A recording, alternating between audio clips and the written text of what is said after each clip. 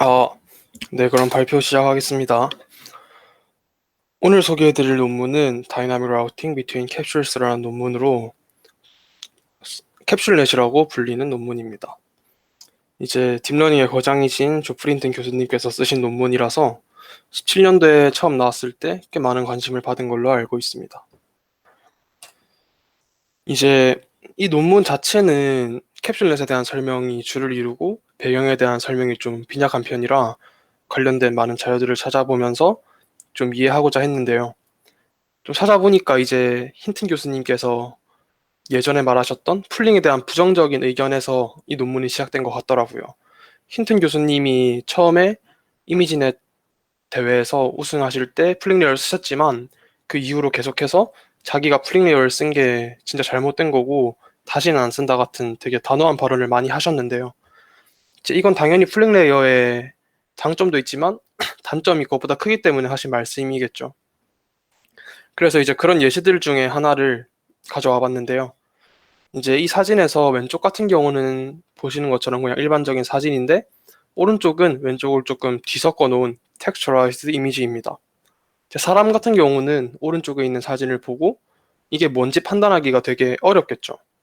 근데 이제 CNN 모델에 이걸 넣어봤더니 VGG넷 같은 경우 왼쪽 오리지널에서는 90% 높은 성능을 보였고 오른쪽의 이미지에서는 엄청 높진 않지만 80% 정도 되는 성능으로 맞추는 걸 알 수 있었죠.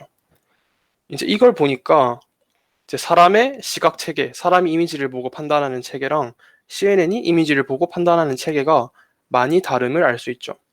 물론 성능이 좋은데 뭐가 상관이냐 할 수 있는데 애초에 딥러닝이 약간 뉴런을 모방해서 만든 거고 그렇기 때문에 CNN의 이런 체계가 사람과 너무 다르다는 게 옳은 방향인지에 대한 의문을 가진 거죠.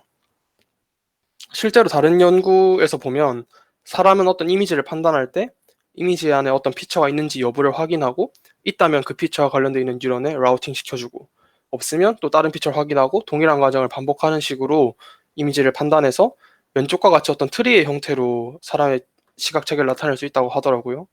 근데 오른쪽에 있는 일반적인 CNN 네트워크를 보면 사람의 체계와는 좀 완전히 다름을 알 수 있죠. 단순히 이미지를 넣고 이거를 많은 필터들을 가진 레이어를 순차적으로 통과시켜서 얻은 결과로서 이미지를 판단하니까요.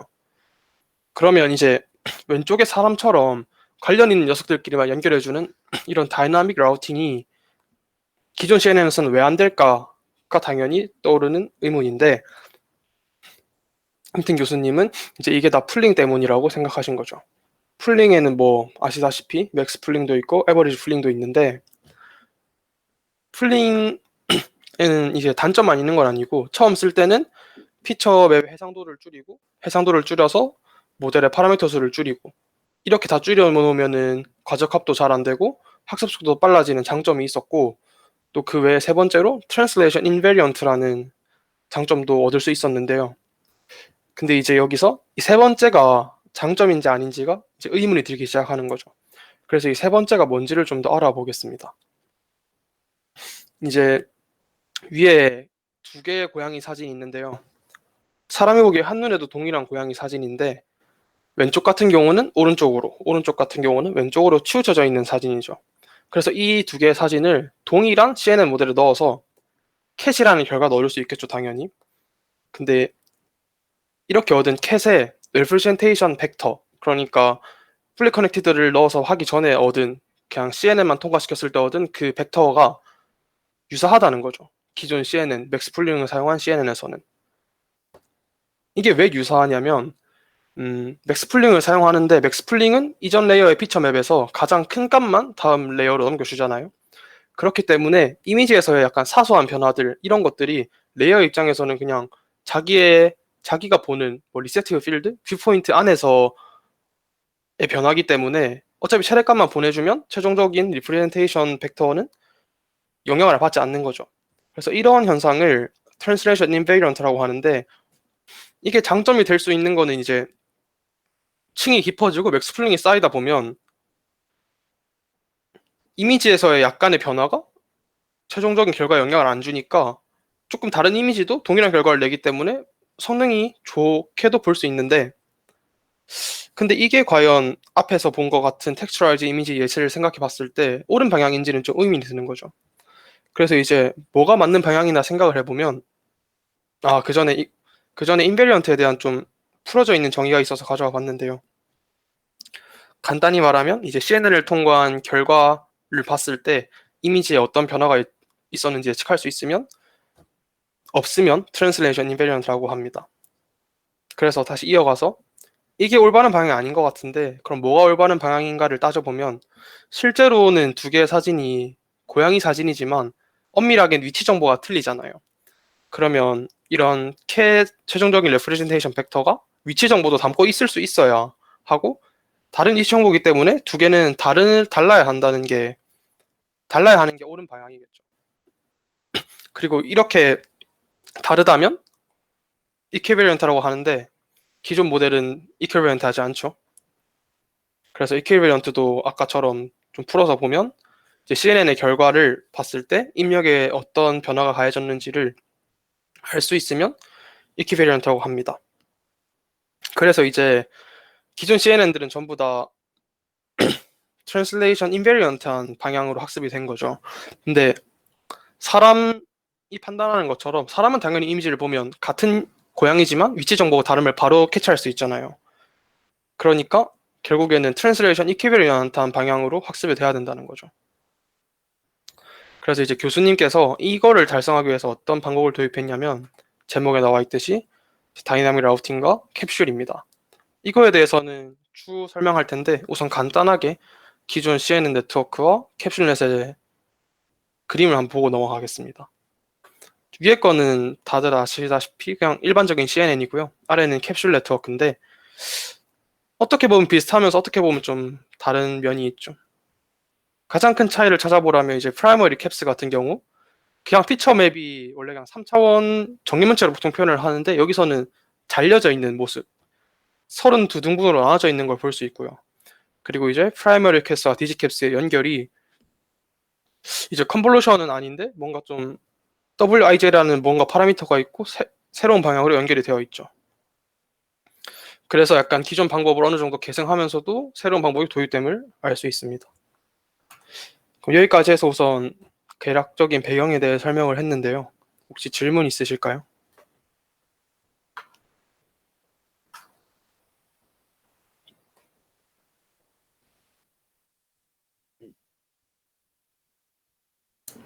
네, 그럼 없으신 것 같으니까 바로 다음 내용으로 넘어가겠습니다. 그럼 먼저 캡슐에 대해 뭔지 알아볼 텐데요. 친절하게도 바로 앱스트랙에 되게 자세하게 잘 설명해 주셨더라고요. 그래서 한 잠깐 읽어보는 시간을 드릴게요.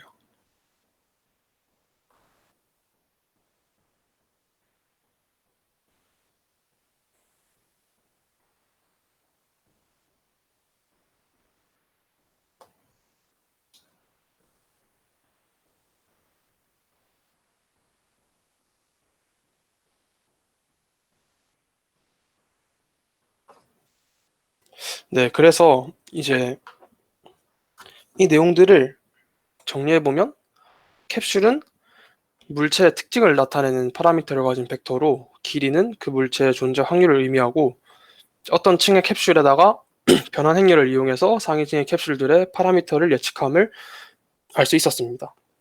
여기서 이제 물체의 특징을 나타내는 파라미터가 무엇을 의미하냐면 이제 캡슐이라는 건 어떤 벡터일 텐데 벡터의 각각의 값이 있잖아요. 8차원이라면 8개의 값이 있고 그것들을 변화했을 때 어떤 변화가 나타나는지를 말하는 건데, 논문에 있는 예시를 가져와 보면 이제 단계별로 조금씩 바꿔봤을 때 이런 변화들이 나타난다고 나오더라고요. 엠니스트 데이터사에서는 보시면은 어떤 캡슐 안에서 어떤 값을 바꿨을 때 스케일이나 뭐 thickness 같은 게 바뀌고, 로컬라이즈 파트 같은 경우는 그냥 어떤 일부만 계속 값을 바꿔줄 때 바뀌는 거를 볼 수 있고요. 뭐 스큐 같은 건 좀 기울어지고 위스 같은 거는 뭐 폭이 넓어지고 하는 걸 볼 수 있습니다. 그러니까 캡슐의 각각의 어떤 값들이 특정 물체의 특징을 나타내는 어떤 값이 된다는 걸 알 수 있죠. 그래서 앞에서 얻은 걸 가지고 아까 본 아키텍처에서 좀 풀어서 설명해 보면, 우선 처음에 프라이머리 캡스 전에 있는 거는 기존의 컨볼루션과 동일한데요. 이미지에다가 999 필터를 가진 컨볼루션을 적용시켜서 렐루 컨보라고 나오는 그냥 컨볼루션과 렐루를 다 쓴 거겠죠. 어떤 피처 맵 20 곱하기 20 곱하기 256의 피처 맵을 얻고 여기에다가 또 한번 컨볼루션 적용하는데 이번에는 스트라이드를 2로 해가지고 6 곱하기 6 곱하기 256의 피처 맵을 얻습니다. 근데 이제 캡슐은 스칼라 값이 아니라 벡터를 의미하기 때문에 피처 맵을 벡터, 8차원 벡터로 끊어서 나눠줬어요. 그래서 최종적으로는 6 곱하기 6 곱하기 32개의 8차원 캡슐을 얻을 수 있죠. 이게 프라이머리 캡스고 수식으로는 UI라고 표현을 하겠습니다. 그리고 디지캡스는 보시는 것처럼 10개고 왜냐하면 앱리스트가 숫자니까요. 16차원의 캡슐로 나타냈는데요. 여기서 프라이머리 캡스보다 디지캡스가 차원의 수가 훨씬 큰 거는 논문에서 설명하기로는 상위층의 캡슐로 갈수록 훨씬 더 포괄적인 물체를 포함하기 때문에 훨씬 더 차원 수가 넓어야 커야 한다고 말을 하더라고요. 숫자로 하면 좀 감이 안 오니까 뭐 실제 사람 얼굴로 표현하자면 프라이머리 캡스 같은 게 뭐 코, 눈, 입 이런 걸 거고 그 상위 캡슐인 거기서 뭐 페이스 캡스라고 할 수 있겠죠. 거기는 얼굴에 대한 정보니까 얼굴에 대한 정보가 훨씬 더 많기 때문에 16차원이 되는 거죠. 어쨌든 이런 식으로 나타나고 이 두 개 사이의 연결은 WIJ라는 변환 행렬 앞에서 본 것처럼 변환 행렬을 이용해서 하기 때문에 변환 행렬의 크기는 8 곱하기 16이 됩니다. 그래서 이제 UI에다가 변환 행렬을 곱해서 예측값을 만드는데요. 이제 이 예측값은 디지캡스가 10개이기 때문에 하나의 캡슐당 10개의 U햇을 얻을 수 있겠죠.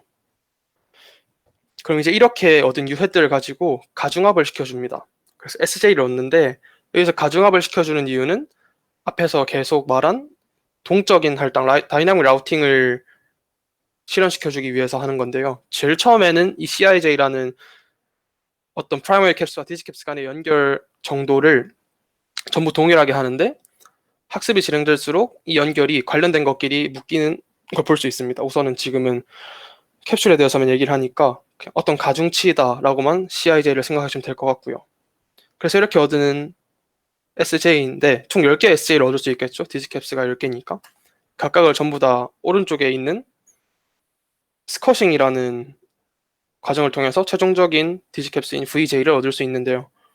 여기서 이제 스커싱을 해주는 이유는 이제 캡슐의 벡터의 길이가 그 물체의 존재 확률을 의미하기 때문에 그 존재 확률이기 때문에 0에서 1 사이로 나와야 되잖아요. 그래서 그냥 그 과정을 위한 어떤 액티베이션 함수라고만 생각하시면 될 것 같습니다.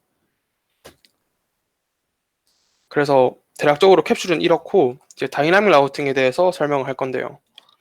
다이나믹 라우팅은 간단하게 말하면 그냥 관련 있는 캡슐 간의 연결을 강하게 해주는 알고리즘이라고 할 수 있겠습니다. 근데 이제 문제는 이게 관련 있다는 걸 어떻게 판단할 거냐가 관건인데요. 여기서는 그냥 상위 캡슐과 하위 캡슐들의 예측 간에 내적으로 판단한다고 합니다. 논문에서는. 여기서 이제 상위 캡슐 같은 경우는 VJ이고 하위 캡슐 같은 경우는 U햇이 되겠죠. 그래서 이제 조금 더 쉬운 예시들을 가지고 이 과정을 전체적으로 설명해 보겠습니다. 왼쪽에 같은 배가 하나 있는 이미지가 있다고 생각을 해볼게요. 그리고 이제 최종적으로 우리는 벤지, 집인지를 판단하는 것만 할 거기 때문에 하우스 보트 캡만 있고 이제 왼쪽에 있는 이미지는 사각형과 삼각형으로 이루어져 있잖아요. 그래서 그냥 피규어 캡스는 하나는 사각형, 하나는 삼각형을 의미한다고 하겠습니다. 그래서 이제 피규어 캡스를 좀 표현을 해보면 다음과 같이 나타낼 수 있어요. 이제 파란색 화살표는 삼각형을, 검은색 화살표는 사각형을 의미합니다. 이제 이미지의 위치에 삼각형과 사각형이 저렇게 있기 때문에 각 위치에 벡터들의 길이가 커져 있는 걸 볼 수 있죠. 사각형이 있는 위치에는 검은색 화살표가 길이가 길고 파란색 같은 삼각형이 있는 경우에는 파란색 화살표가 길이가 길죠. 우선 나머지는 전부 다 아무것도 존재하지 않는 경우니까 최종적으로 U햇은 저기에다가 5 곱하기 5 곱하기 2개에다가 최종적인 하우스 보트 캡스가 2개니까 곱하기 2를 해서 총 100개의 U햇이 있겠지만 먼저 빨간색 살펴 있는 부분만 고려를 해서 U햇을 구해 보도록 하겠습니다. 그럼 이제 파란색 긴 화살표에서, 그러니까 삼각형이겠죠? 삼각형에서 변화 행리를 이용해서 유햇을 예측하면 아래쪽에 있는 아래에 두 개가 나옵니다. 이제 삼각형이 저 위치에서 집이나 배를 예측할 텐데 삼각형의 위치는 알고 있으니까 저 기준에서 가장 적합한 집과 배 모양은 유햇에 있는 그림에서 아래쪽 두 개가 되겠죠. 그리고 위쪽은 사각형의 위치에서 가장 적합한 배와 보트가 될 거고요. 그래서 다음처럼 예측이 되고 각각의 화살표에는 뭐 위치 정보, 크기 등이 포함될 수 있고 있으니까 다른데 화살표 방향 그런 것을 의미하는데 이제 빨간색으로 표시된 부분은 삼각형의 입장에서 표현한 배랑 사각형 입장에서 표현한 배가 이제 동일한 형태를 띠고 있으니까 같은 방향이고 집 같은 경우는 형태가 다르니까 다른 방향인 걸 알 수 있죠. 그래서 이제 실제로는 아까 말한 것처럼 모든 캡슐에 대해서 각 두 개씩의 상위층 캡슐의 예측값이 나오는데 여기서는 그냥 표시를 좀 이해를 위해서 액티베이션이 큰 것만 해서 표시를 했고요. 그래서 이렇게 얻은 모든 예측값들을 아까 말한 것처럼 가중합을 해서 SJ를 구합니다. 애초에 다른 캡슐들은 벡터 길이 자체가 짧으니까 가중합해도 별로 영향이 없을 거고 그럼 최종적으로 얻은 SJ는 다음과 같다고 할 수 있겠죠. 그럼 저렇게 표현한 다음에 스쿼싱을 통해서 최종적인 VJ를 얻을 수 있을 거고요. 그럼 이제 이렇게 VJ를 얻었을 때 다이나믹 라우팅이기 때문에 연결을 강화시켜 줘야 되잖아요. 그래서 VJ 값과 U 햇을 내적해서 그 값이 클수록 연결을 강화해 주는데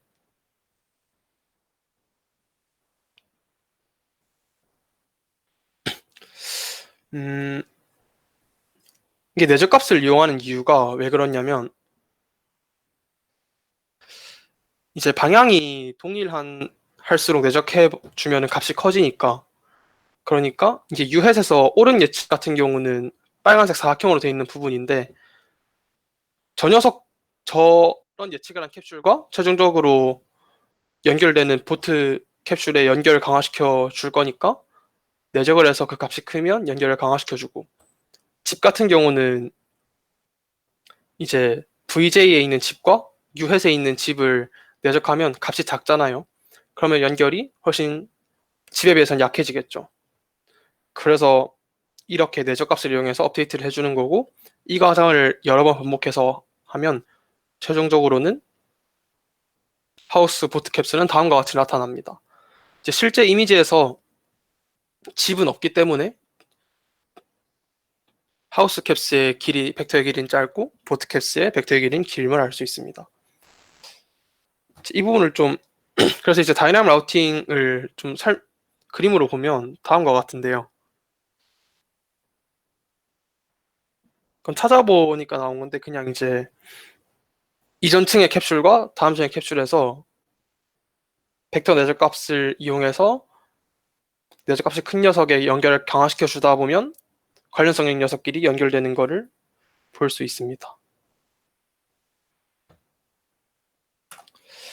그래서 여기까지 질문 있으실까요?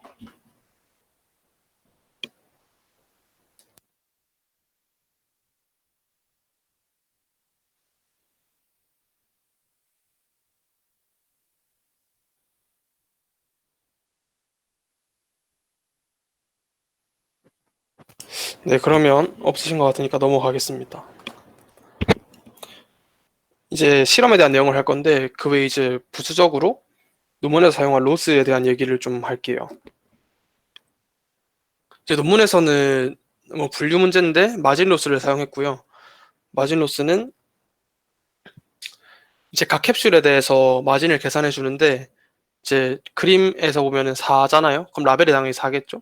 그래서 4랑 관련된 캡슐의 마진 로스를 계산할 때는 TK를 1로 해주고 그렇지 않은 녀석들은 그냥 TK를 0으로 해서 계산을 해줍니다. 그냥 마진 로스는 그냥 식 그대로라서 딱히 별 설명이 필요 없을 것 같고요. 이제 TK가 오른 라벨일 때만 1이니까 이 뒤에 텀의 영향을 너무 많이 받아서 학습 때 람다를 0.5로 해줬다는 것 정도만 아시면 될 것 같습니다. 그리고 이거랑 더불어서 이제 입력 이미지 이런 디지캡스들이 입력 이미지의 어떤 파라미터들을 인코딩할 수 있도록 리컨스트럭션 로스도 도입을 해줬는데요. 그냥 단순하게 디지캡스에다가 4라면 이제 4에 관련된 캡슐, 뭐 엄밀히 맞으면 여기겠지만 어쨌든 캡슐을 가지고 이것만 활성화시키고 나머지 마스크 씌운 상태에서 풀리 커넥티드 레이어로 다시 만들어준 다음에 뭐 MSE 로스 등을 이용해서 계산을 해주겠죠. 근데 이제 이게 마진 로스보다 많은 영향을 주지 않도록 0.0005의 가중치만 곱해서 사용했다고 합니다. 그래서 이렇게 했을 때 결과를 보면 이제 L 같은 경우가 라벨이고 P는 예측값, R은 리컨스트럭션인데요. 여기서 2라는 입력을 넣었을 때 최종적으로 만들어진 이미지를 보여주는데 이것들은 전부 다 올바른 예측을 했고 올바르게 만들어 온 거예요. 근데 여기를 보면은 인풋의 라벨은 5인데 모델이 3이라고 예측했어요. 그래서 왜 3이라고 예측했는지를 확인을 해보려고 5만, 그러니까 아까 마스크에서 5만 살려놓고 리컨스트럭션 해보고 3만 살려놓고 리컨스트럭션 해봤는데 비교해보면은 헷갈릴만 하다는 걸 좀 알 수 있죠. 그리고 이제 왼쪽에서도 보면 새로 만들어진 녀석들은 이런 노이즈 같은 것들은 다 제거가 됐고 약간 입력에 대한 디테일한 정보들은 포함하면서 노이즈는 제거한 모습을 볼 수 있죠. 그래서 오른쪽에 이런 것들로 모델이 왜 혼동을 겪는지도 볼 수 있고 리컨스트럭션 해보면은 노이즈도 어느 정도 제거됐다는 것을 알 수 있습니다. 그래서 이 리컨스트럭션 로스를 도입해서 성능이 올라갔는지를 보면 확실히 리컨스트럭션을 쓴 게 안 쓴 것보다 성능이 좋은 걸 알 수 있죠. 여기서 이거는 에러 레이트를 말합니다. 어큐러시가 아니라. 그래서 라우팅을 많이 하고 리컨스트럭션을 한 게 제일 성능이 좋은 것도 알 수 있습니다. 또 다른 실험으로는 멀티애니스트에서 실험을 했는데요. 멀티애니스트는 이제 숫자를 겹쳐서 만든 데이터셋인데 여기서 이제 입력으로 이걸 넣고 똑같이 아까 리컨스트럭션을 해서 한 건데 두 개의 숫자를 겹친 거니까 두 개를 만들겠죠. 당연히 리컨스트럭션도. 그래서 여기서 R 같은 경우는 마스크한 녀석, 그러니까 여기서는 2랑 7을 살려놓고 나머지는 마스크했다는 거고 여기서 입력의 라벨이 2랑 7을 의미합니다. 그래서 여기에는 그냥 올바르게 만드는 녀석들이에요. 그러니까 만든 결과가 별로 이상하지 않은 녀석들이라 그냥 한번 보시면 될 것 같고 여기는 이제 실제 라벨은 2랑 8인데 모델이 2랑 7로 예측해서 왜 그렇게 했는지를 비교하려고 2랑 8로 리컨스트럭션 해보고 2랑 7도 리컨스트럭션 해본 겁니다. 그럴듯한 걸 볼 수 있죠. 그리고 이거는 이제 그냥 모델이 잘못 예측한 것도 아니고 그런 것도 아닌데 그냥 일부러 모델에다가 라벨이랑 전혀 다른 거를 만들도록 해봤어요. 근데 이제 리컨스트럭션 에러 로스를 도입한 게 인풋에 대한 정보를 어느 정도 인코딩하기 위함인 걸 알 수 있는 게 여기서 라벨이 5랑 0인데 5랑 0이기 때문에 5랑 7을 만들려고 하니까 7을 못 만들어요. 왜냐하면 입력에 7에 대한 정보가 거의 없기 때문이죠. 그래서 저자들이 원한 것처럼 어느 정도 잘 설계가 된 걸 알 수 있고 또 하나 흥미로운 거는 이제 이게 겹쳐진 부분의 픽셀 값이 더 큰 건 아니거든요. 한 개짜리보다. 그런데도 그러한 픽셀의 어떤 값의 신호 없이도 알아서 이렇게 잘 구분해서 만들어냈다는 것도 신기한 점이고요. 그래서 여기까지가 뭐 논문에 대한 실험의 내용이고 그림 같은 경우는 그림이나 여러 자료들은 다음과 같은 레퍼런스에서 참조했습니다. 제가 준비한 내용은 여기까지고 최종적으로 질문 있으시면 받고 끝내도록 하겠습니다.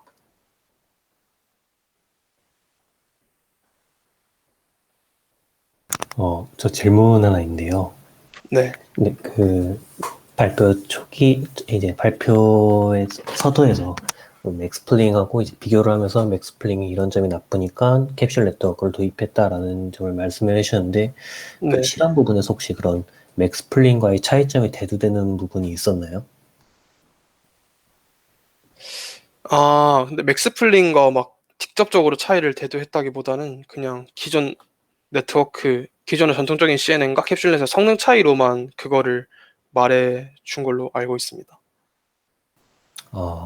아니, 이제 이 논문이 그 저희가 흔히 말하는 딥러닝 대가이신 힌턴이 발표한 논문임에도 불구하고 아직도 이제 캡슐 네트워크는 거의 쓰이지 않고 맥스플링을 사용하는 일반적인 CNN 방법들이 주를 이루고 있는데 혹시 그 이유에 대해서도 뭔가 아시는 게 있으면은 조금 여쭙고 싶은데 혹시 뭔가 있을까요?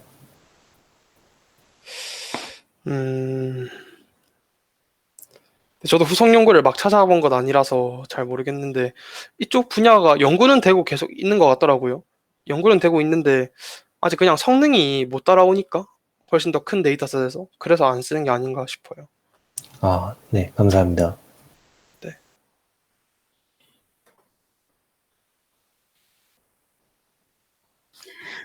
저도 방금 질문이랑 좀 비슷한 질문인데 그 초반에 텍스처라이즈드 이미지 예제가 나왔었잖아요. 네. 그게 캡슐 넷을 쓰면 해결이 된다는 부분이 있나요? 근데 그 부분을 이제 인용한 거는 그러니까, 사실 그냥 CNN에서 성능이 잘 나오잖아요. 그래서 그냥 이 부분은 사실 사람 시각 체계에 따르면은 설명을 못해야 정상인데 CNN이 하는 게 문제라는 말인데 혹시 제가 질문을 잘못 이해했나요? 어, 다시 한 번만. 네. 그 그러니까 질문이 네. 여기서 나온 문제가 캡슐넷에서 해결됐냐를 네. 물으셨잖아요. 네, 맞아요. 거기서 말하는 이제 그러니까 문제가 어떤 거 말하는 건지를 잘 모르겠어서. 아, 여기서 음, 음, 여기에 문제가 이 위치가 달라져도 그러니까 이 페이지에서 지적한 문제가 이제 그 풀링 레이어의 문제점이 네네. 그 캡슐넷을 이용해서 해결이 됐는지? 음, 근데 사실 음, 여기서 막 섞여 있으면 못해야 정상인데 한다.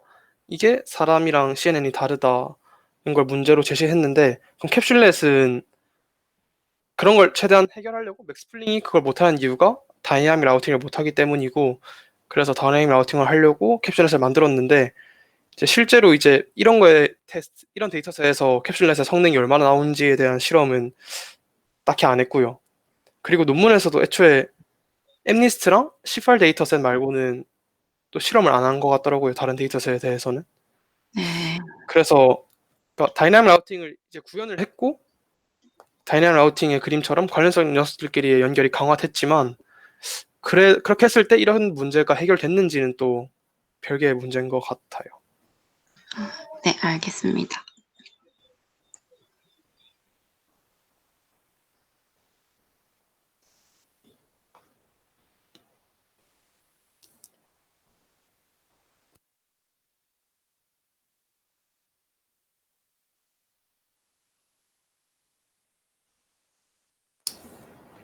네, 그러면 더 질문 없으시면 여기까지 하겠습니다. 감사합니다.